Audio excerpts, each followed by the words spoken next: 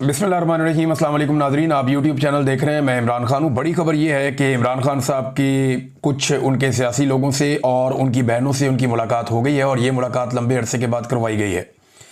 ये अचानक से ये डेवलपमेंट हुई है। बहुत बड़ी तादाद में कारकुन पहुँचे थे। अडियाला जेल के बाहर नारेबाजी हो रही थी और कारकुन तो हिम्मत हारते नहीं हैं। वो हर मरतबा जब मुलाकात का दिन होता है वो पहुँच जाते हैं अडियाला जेल के बाहर और सख्तियों के बावजूद, गिरफ्तारियों के बावजूद वो वहाँ जाते हैं। अब इमरान खान साहब की बहनों को वहाँ पे आज एक अजीब चीज़ ये देखी गई कि गाड़ी समेत उन्हें अंदर जाने की इजाज़त दे दी गई और वहाँ जो लोग मौजूद थे वो कह रहे थे जी, पुलिस वाले ने बाकायदा हाथ से ऐसे इशारा करके सलूट की तरह का उन्हें अंदर जाने के लिए बुलाया। दिल से तो सारे इज्जत ही करते हैं ना, इमरान खान की फैमिली है और ये सारे कुर्बानियाँ भी दे रहे हैं। अभी इमरान खान की एक बहन के 2 बेटे गिरफ्तार कर लिए गए। एक बहन का एक बेटा जो है वो लंबे अरसे से अभी तक कैद में 2 साल हो गए। उसे मिलिट्री कोर्ट ने सज़ा दी हुई है 10 साल की। फिर जो इमरान खान ने बर्दाश्त किया, उनकी पार्टी ने बर्दाश्त किया, तो लोग इज्जत तो करते हैं चाहे सरकारी मुलाजिम हो या कोई भी। तो गाड़ी समेत इमरान खान साहब की फैमिली को अंदर जाने दिया गया मुलाकात करने के लिए।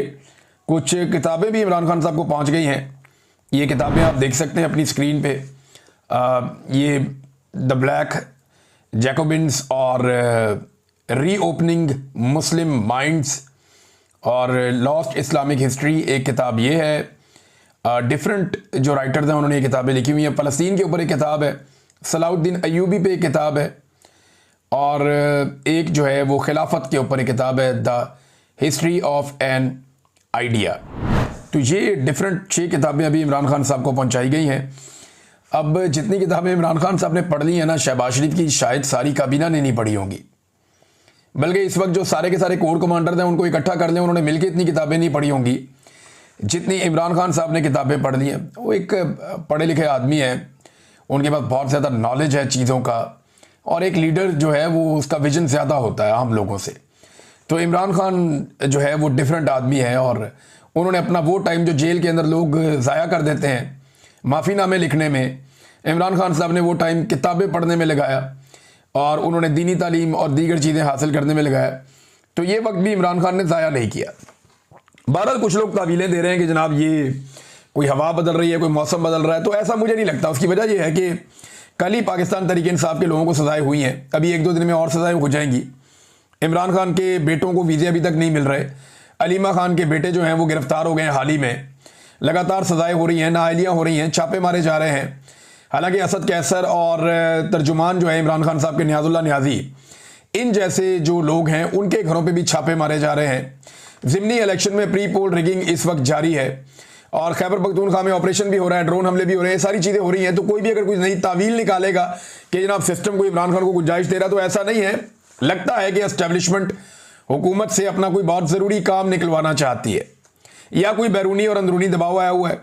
अगर तो एस्टेब्लिशमेंट हुकूमत से कोई काम निकलवाना चाहती है तो वो आगे चल के बताता हूँ कि काम इन्हें क्या पड़ा हुआ है हुकूमत से, वो आपको मैं बताता हूँ। लेकिन पहले ज़रा सुन लें कि इमरान खान साहब ने क्या कहा जेल के अंदर से। सलमान अकरम राजा साहब जो मिले तो उन्होंने कहा जी इमरान खान साहब से आज 3 माह के बाद एक मुलाकात हुई है। उन्होंने कहा माशाल्लाह वो हशाश बशाश हैं, उनका एक फौलादी आज़म है इमरान खान साहब का।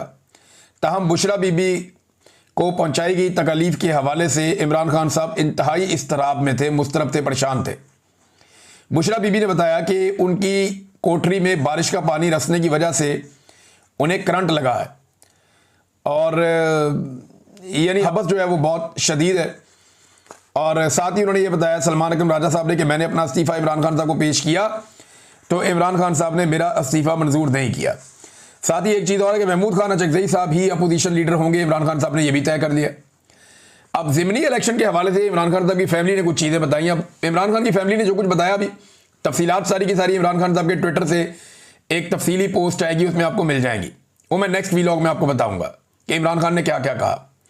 लेकिन जो उनकी फैमिली ने बातें बताई वो टुकड़ों में मौजूद है। मैं आपको बता देता हूं कि उनकी फैमिली ने क्या कहा। अलीमा खानम साहिबा ने बताया कि तो देखें उनके चेहरे पे खुशी थी, वो लंबे अरसे के बाद अपने भाई को मिली हैं। हालांकि उनके 2 बेटे इस वक्त रिमांड के ऊपर पुलिस को दिए गए हैं अदालत की जानिब से और जिस तरह उन्हें गैर कानूनी तरीके से अगवा किया गया, गिरफ्तार किया गया, वो भी सबके सामने है। अब अलीमा खानम साहिबा को अपने भाई से मुलाकात हुई तो उनके चेहरे पर एक रौनक थी और एक परेशानी भी साथ है। बेटे भी अगवा हो गए, गिरफ्तार हो गए। तो यहाँ में तो इंसाफ मिलता नहीं पाकिस्तान में। अच्छा, उन्होंने जो गुफ्तगू की वो ये कहती है ज़िमनी इलेक्शन के हवाले से इमरान खान साहब ने अपनी राय दी है कि हमें इस इलेक्शन को लेजिटिमाइज नहीं करना चाहिए, यानी इस इलेक्शन को कानूनी हैसियत नहीं देनी चाहिए, इखलाकी और कानूनी हैसियत नहीं देनी चाहिए।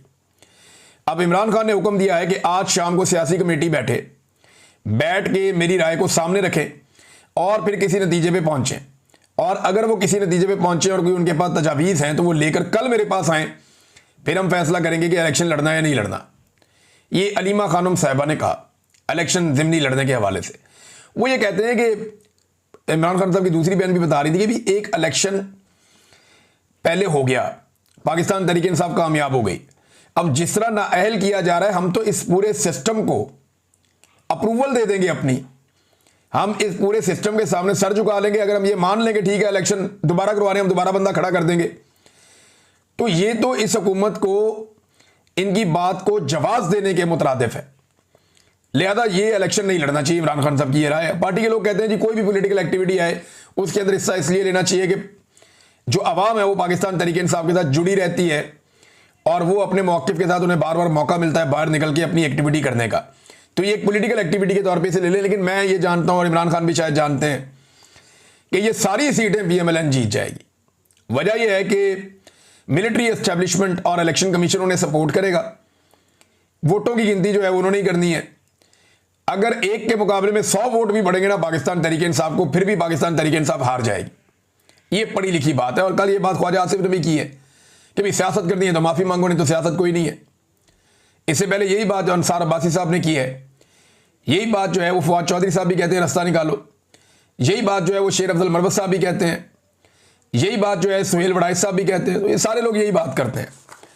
अच्छा, उन्होंने कहा जी कि सजेशन है तो मेरे पास वापस आए फिर मैं फैसला करूंगा। इमरान खान साहब ने यह कहा ज़िमनी इलेक्शन के हवाले से। इमरान खान की बहनों ने कहा जी हम खुद हैरान थे कि उन्होंने हमें मुलाकात के लिए बुला लिया, जिन्होंने कई महीनों से हमारा साथ दिया उन सबका हम बहुत शुक्रिया अदा करते हैं, लेकिन हमें खुद हैरत हुई कि हमें मुलाकात पे कैसे बुलाया गया है। इसके बाद उन्होंने कहा जी इमरान खान ने मेरे बेटों के बारे में पूछा, यानी इमरान खान को या तो आज सुबह बताया गया होगा या उन्हें इस बात का आइडिया था कि अलीमा खानम के बेटे पकड़े गए हैं तो उन्हें भी जेल में डाल दिया गया है। अगर अदलिया लोगों को इंसाफ देती तो ये जुल्म कभी ना होता। सारी जो जिम्मेदारी है वो अदलिया के साथ है, इमरान खान साहब का ये कहना था। और साथ ही इमरान खान साहब ने एक बहुत बड़ा हुक्म जारी किया, यानी इसको मैं कहूँ कि सबसे बड़ी खबर है तो ये गलत नहीं होगा। इमरान खान साहब ने कहा कि पाकिस्तान तहरीक इंसाफ कौमी असम्बली की तमाम कमेटियों से फौरी तौर पे मुस्ताफ़ी होकर कमेटियों से बाहर निकल जाए। ये एक बड़ा फैसला है, पाकिस्तान तहरीक इंसाफ के लिए एक सख्त फैसला है। और इमरान खान साहब ने जेल से बैठकर इस बात का अंदाज़ा लगाया कि कमेटियों में रहने का कोई फ़ायदा नहीं। तहरीक इंसाफ के तमाम लोग, देखिए कमेटियों में जाकर इनको बहुत सारे फ़ायदे होते हैं। ये जो पार्लिमानी सिस्टम को समझते हैं ना लोग, उन्हें पता है इन कमेटियों में बड़े अहम फैसले होते हैं और उन फैसलों में लंबे चौड़े खांचे भी चलते हैं। तो इन कमेटियों से निकलने का मतलब ये है कि निज़ाम के अंदर जो सहूलतकारी या निज़ाम के अंदर जो मफाद इमरान खान साहब के साथियों को अगर कहीं दिख रहा है तो वो उस मफाद से अपने आप को अलग कर लें।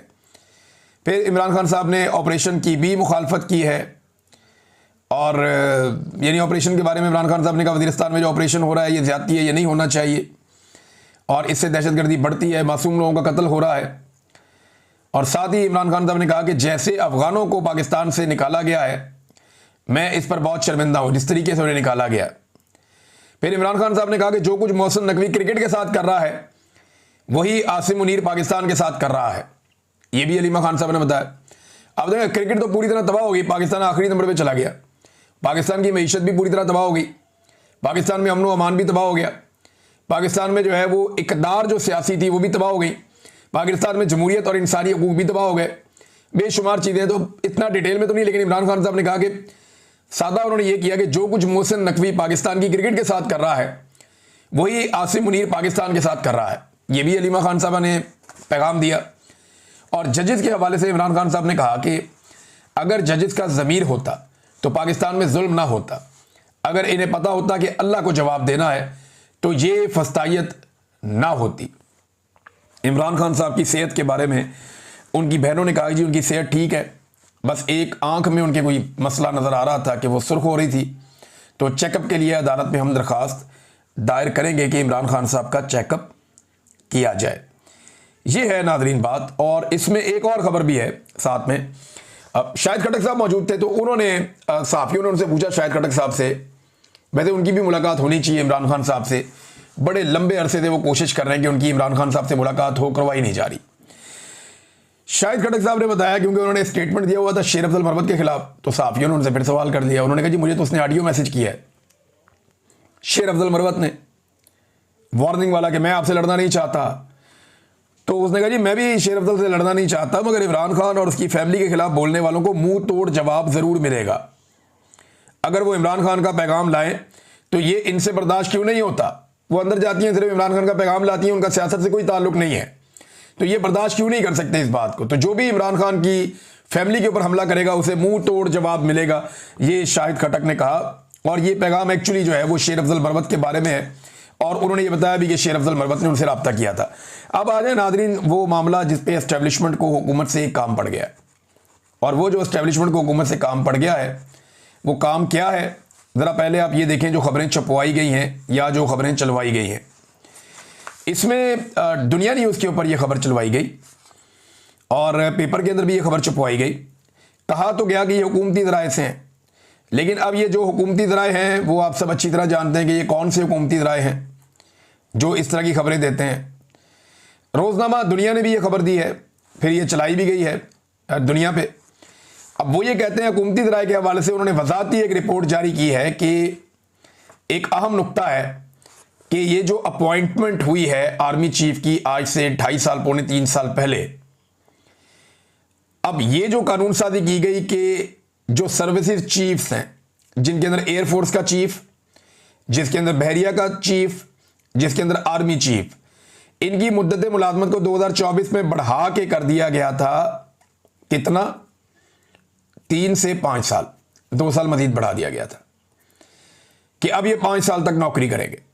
लेकिन क्योंकि ये कानून 2024 में आया और 2025 में आर्मी चीफ रिटायर हो रहे थे, तो क्या इसका इतलाक पिछले आर्मी चीफ पे होगा या नए पे होगा। अब कानूनी नुकता एक ये है कि इसके लिए एक नया नोटिफिकेशन चाहिए।